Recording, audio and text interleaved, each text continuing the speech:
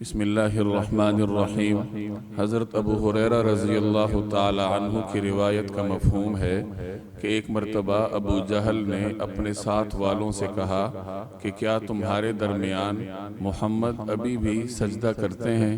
لوگوں نے کہا کہ ہاں۔ تو وہ کہنے لگا کہ اب انہوں نے اگر ایسا کیا تو میں ان کی گردن رون دوں گا یا ان کے چہرے کو خاک آلود کر دوں گا، نعوذ باللہ من ذالک۔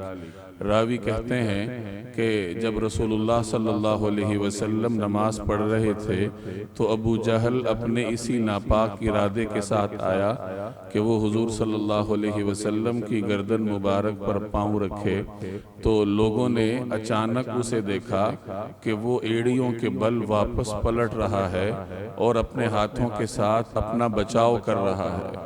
تو اس سے پوچھا کہ تمہیں کیا ہوا؟ تو وہ کہنے لگا کہ میرے اور ان کے یعنی رسول اللہ صلی اللہ علیہ وسلم کے درمیان آگ سے بھری ہوئی ایک خندق تھی، ہولناکی تھی اور فرشتوں کے پر تھے۔ یہ صحیح مسلم کی روایت ہے۔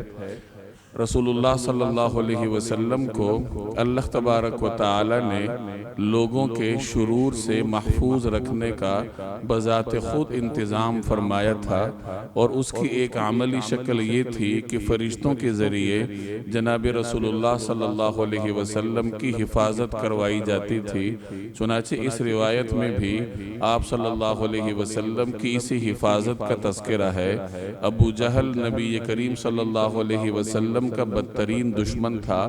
اس نے دیکھا ہوگا کہ آپ صلی اللہ علیہ وسلم بیت اللہ میں نماز پڑھتے تھے، تو اس نے اپنے ساتھ والوں سے کہا کہ تمہارے درمیان رسول اللہ صلی اللہ علیہ وسلم نماز کیسے پڑھ لیتے ہیں، یعنی تم دیکھتے ہو اور تم کچھ کرتے کیوں نہیں ہو؟ اور اب اگر میں نے ان کو نماز پڑھتے ہوئے دیکھا تو میں ان کے گردن پر پاؤں رکھ دوں گا یا ان کے چہرے کو خاک میں ملا دوں گا، معاذ اللہ۔ تو جب وہ اپنے اسی ارادے پر عمل کرنے کے لیے آگے بڑھا، حضور صلی اللہ علیہ وسلم نماز پڑھ رہے تھے، تو آگے بڑھتے بڑھتے اچانک خوفزدہ ہو کر پیچھے پلٹا اور اپنے ہاتھ ادھر ادھر مار رہا تھا، جیسے کوئی آدمی اپنا بچاؤ کرتا ہے، کسی خطرے سے اپنے آپ کو بچاتا ہے۔ تو لوگوں نے اسے کہا کہ تمہیں کیا ہوا؟ تم تو یہ ارادہ لے کر گئے تھے اور ابھی بڑے خوفزدہ حالت میں واپس آ رہے ہو۔